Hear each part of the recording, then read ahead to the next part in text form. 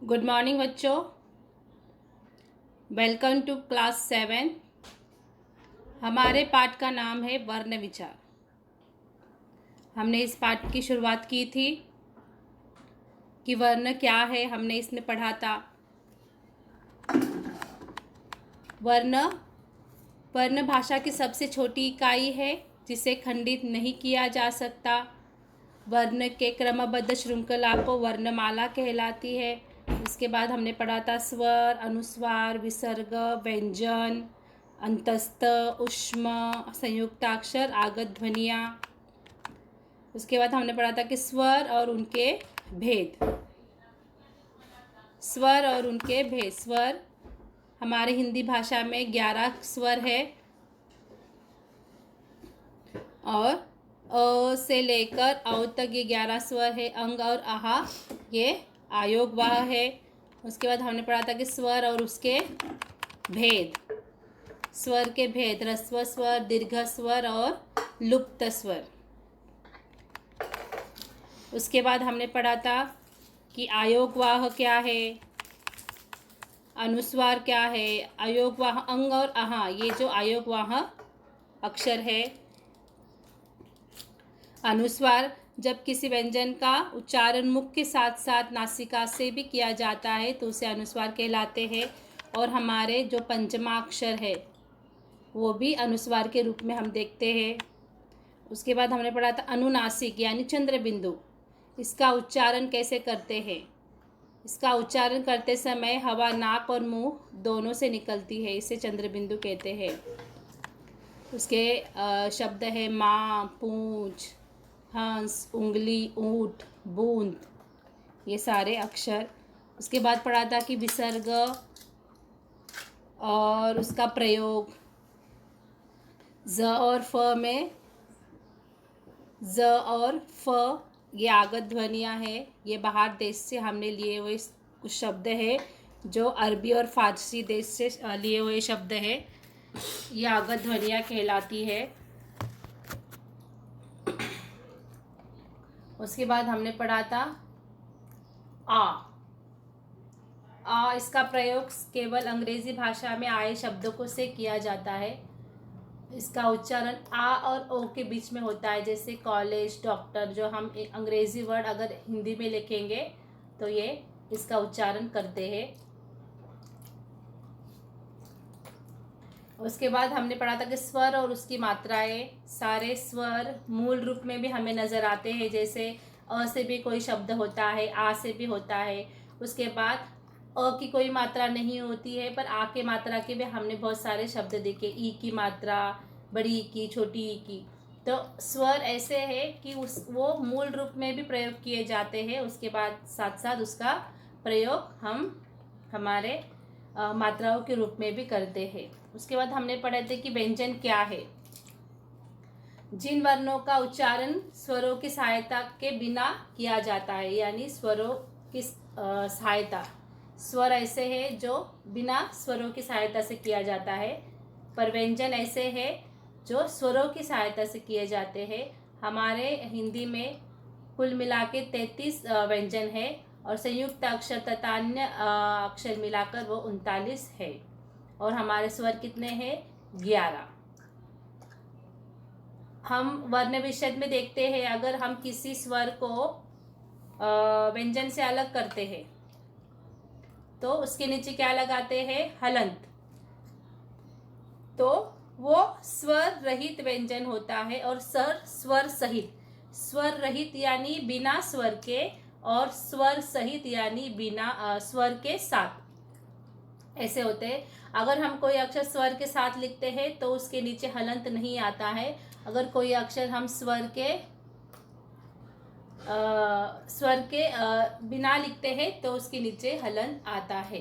तो ये सारे अक्षर है। उसके बाद बिंदी वाला ढ और बिंदी वाला ढ में हमने देखा था कि क्या अंतर है। बिंदी वाला ड और ढ ये शब्द के मध्य में और अंत में ही आता है, और बिना बिंदी वाला ड और ढ ये शब्द के शुरुआत में ही आता है। जैसे यहाँ डिब्बा, डलिया, ढक्कन, ढोलक, सड़क, खड़ा, पढ़ा, पढ़ाकू इत्यादि। उसके बाद हमें पढ़ा था कि व्यंजन के भेद। व्यंजन के 3 भेद है, स्पर्श व्यंजन, अंतस्थ व्यंजन और ऊष्म व्यंजन। स्पर्श व्यंजन जो होते हैं जिनका उच्चारण करते समय हमारी जीभ हमारे अन्य मुख के विभिन्न अवयवों को छू कर निकलती है, स्पर्श करके निकलती है, और इसकी संख्या है 25। तो ये क वर्ग, च वर्ग, ट वर्ग, त वर्ग, प वर्ग। उस दिन हमने लिया था कि क वर्ग के सारे अक्षर हम कंठ से बोलते हैं, च वर्ग के सारे अक्षर हम तालु से बोलते हैं, ट वर्ग के सारे अक्षर हम मूर्धा से बोलते हैं, त वर्ग के सारे अक्षर हम दंत से बोलते हैं, और प वर्ग के सारे अक्षर हम होठ से बोलते हैं। तो ये सारे अक्षर। उसके बाद हमने पढ़ा था अंतस्थ। अंतस्थ व्यंजन, इन व्यंजनों का उच्चारण करते समय हमारी जो जीभ है मुंह के किसी भी भाग को पूरी तरह से छूती नहीं, पूरी तरह से छूती तो है पर उसको पूरी तरह से नहीं छूती है। और वो 4 ही अक्षर है, वो है य, र, ल, व। ऊष्म व्यंजन भी वैसे ही है कि इन व्यंजनों को उच्चारण करते समय वायु तेज गति से मुंह से रगड़कर निकलती है, यानी उसमें ऊष्म यानी गर्मी पैदा करती है। ये सारे ऊष्म व्यंजन है, और ये भी श, स, है। तो यहाँ तक हमने पढ़ा था। और संयुक्ताक्षर भी पढ़े थे हमने कि हमारे हिंदी की वर्णमाला में 4 संयुक्ताक्षर है, क्ष, त्र, ज्ञ, श्र। ये 4 संयुक्ताक्षर है। जैसे संयुक्ताक्षर यानी 2 अक्षरों से बने हुए शब्दों को संयुक्ताक्षर कहते हैं। जैसे 4 है ये हमारे क्ष, त्र, ज्ञ, श्र। तो क्ष किस 2 अक्षरों से बने हैं, क प्लस श, त्र त प्लस र, ज्ञ ज प्लस अ, और श प्लस र। ये 2 अक्षरों से संयुक्ताक्षर बने हैं। तो यहाँ से हम आज पढ़ेंगे द्वित्व व्यंजन। द्वित्व व्यंजन क्या होते हैं? जब 2 समान व्यंजनों का एक ही साथ प्रयोग होता है उसे द्वित्व व्यंजन कहते हैं। या अभी यहाँ कैसे है, संयुक्ताक्षर में क्या दिया है कि 2 अलग अलग अक्षर है, ठीक है। पर द्वित्व व्यंजन वो होते हैं जो समान यानी सेम। जैसे त को त, च को च, स को स। ये 2 समान व्यंजन है, और ये 2 समान व्यंजन अगर एक साथ जुड़ेंगे तो क्या कहलाते हैं? ये द्वित्व व्यंजन, ठीक है। उसके बाद है संयुक्त से व्यंजन से व्यंजन संयोग से कुछ अन्य रूप। मतलब 2 समान व्यंजनों का प्रयोग करके भी हम शब्द बना सकते हैं, और 2 अलग अलग व्यंजनों को बनकर भी हम क्या बनाते हैं? शब्द बनाते हैं। जैसे आप यहाँ संयुक्त व्यंजन को देख सकते हो। ये कैसा है संयुक्त व्यंजन कि 2 अलग अलग अक्षर तो है, जैसे क और श, पर इससे क्या बना है? एक तीसरा अक्षर बना है, ठीक है। तो पर ऐसे कुछ संयुक्त व्यंजन है जो 2 अक्षर से बने हैं पर वो दोनों को जुड़े हैं, उससे कोई तीसरा अक्षर नहीं बना है। तो इसमें ये अंतर आप पहचान लीजिए कि स और त जो है वो मिलाकर तीसरा अक्षर नहीं बनता है, पर स को त को जोड़ते हैं। जैसे अस्त, ग को यह जोड़ा ज्ञ, 11, द को वह जोड़ा द्वारा। तो ये संयुक्त व्यंजन कहलाते हैं, और ये संयुक्ताक्षर कहलाते हैं। समझ में आ रहा है? संयुक्त व्यंजन और संयुक्ताक्षर। संयुक्ताक्षर वो होते हैं जो 2 अक्षरों से बनते हैं पर तीसरा अक्षर बनता है, और संयुक्त व्यंजन वो होते हैं जो 2 अक्षरों से बनते हैं पर वो एक दूसरे से जुड़े होते हैं। उसके बाद कुछ विद्वानों द्वारा स्वीकृत संयुक्त वर्णों को मानक रूप में, यानी जो हमने पहले पाठ में पढ़ा था कि मानक वर्तनी क्या होती है। मानक भाषा यानी जैसे भाषा का जैसे जैसे विकास होता गया उस प्रकार मानव ने अपने कन्वीनियंस मतलब बोलचाल के लिए आसान हो सारे शब्द, इसलिए उन्होंने थोड़ा सा क्या किया है, उस शब्द में बदलाव किया है। जैसे क प्लस त, क प्लस त है ना, पहले कैसे लिखा जाता था? ऐसे त, जैसे यहाँ दिया है देखो प्राचीन। उसके बाद अभी नवीन मानक रूप में क्या हुआ है, ये इस तरह से लिखते हैं।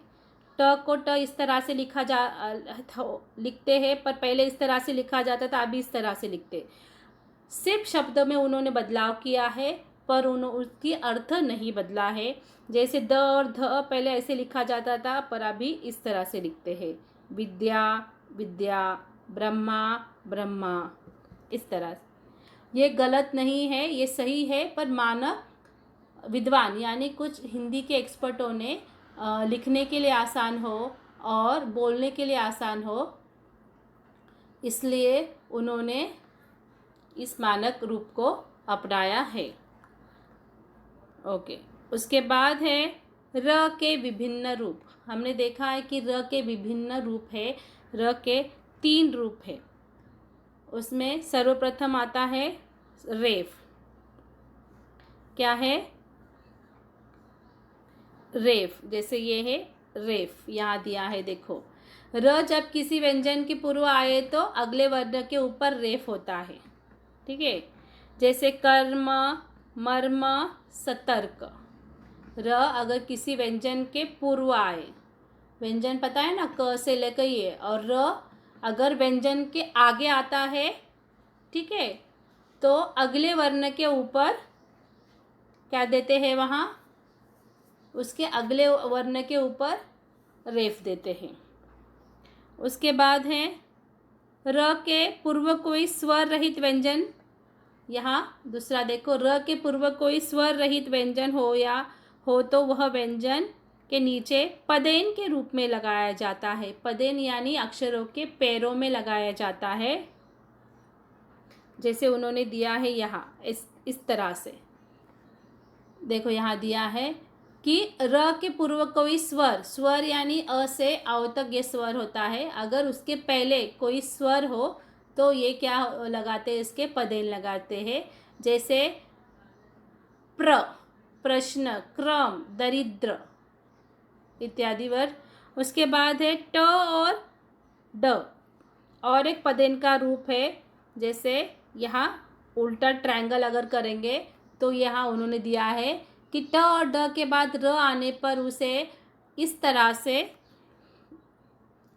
से उसका पदेन का रूप लगता है। और ये जो पदेन का रूप है, जो थर्ड वाला है, वो सिर्फ ड और ट और ड के नीचे ही आता है, वो किसी और अन्य व्यंजन के नीचे नहीं आता है।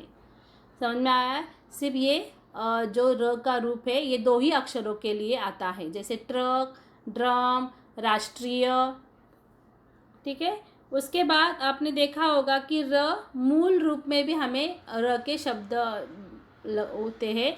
जैसे रुमाल, और उसमें भी बड़ी ऊ और छोटी ऊ की मात्रा रू के पैरों में नहीं दी जाती, उसके मध्य में या पेट के बीच में उसके मात्राएं दी जाती है। जैसे र की मात्रा, ऊ की मात्रा आप देखते हो यहाँ कि हमने क्या किया है, सभी अक्षरों की जैसे अगर हमने क लिखा तो ऊ की मात्रा उसकी पैरों में होती है, पर र की पैरों में नहीं होती है। र के उसके मध्य में तथा उसके पेट के बीच में से उसकी मात्रा दी जाती है। समझ में आया? र के 3 रूप। र के 3 रूप क्या है? ये कि रेफ, यहाँ ऊपर दिया है रेफ, उसके बाद पदेन,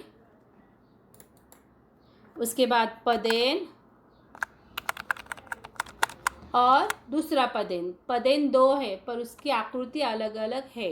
जो तीसरा वाला पदेन है वो सिर्फ ड और ट को ही दिया जाता है। उसके बाद र के बड़ी ऊ और छोटी ऊ की मात्रा र के नीचे पैरों में नहीं दी जाती, बल्कि उसके पेट से दी जाती है। हो गया? अब उसके बाद है वर्ण विच्छेद। क्या है? वर्ण विच्छेद। अभी वर्ण विच्छेद, वर्ण का अर्थ ही है अक्षर और विच्छेद का अर्थ ही है अलग करना। वर्ण विच्छेद का अर्थ ही है अलग करना। किसको किससे? कि स्वर से व्यंजनों को अलग करना। तो वर्ण विच्छेद का अर्थ ही है अलग करना। जैसे यहाँ उन्होंने दिया है सरोज। क्या दिया है? सरोज।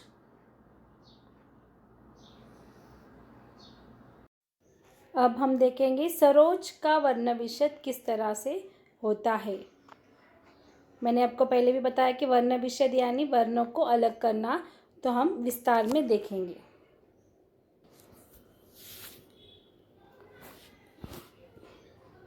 देखिए अब कैसे करना है वर्ण विच्छेद।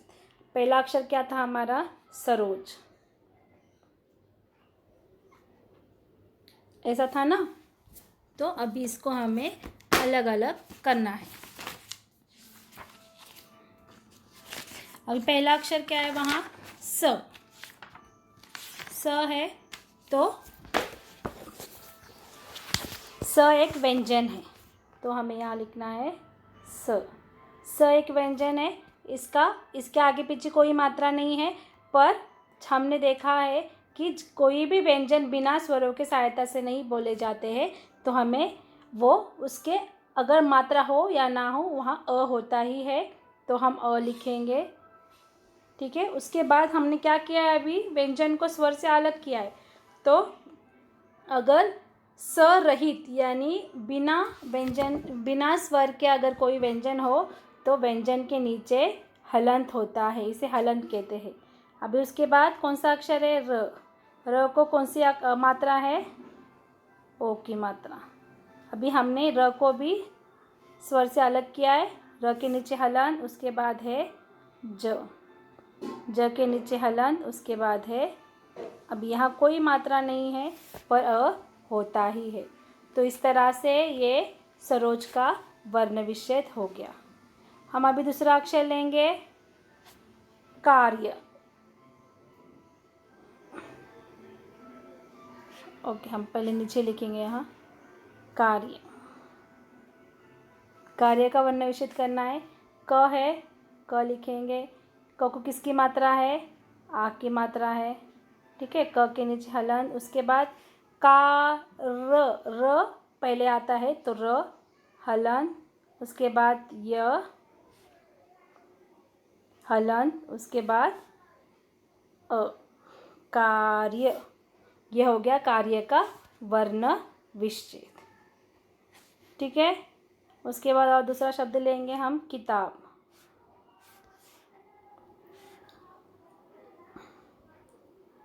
किताब।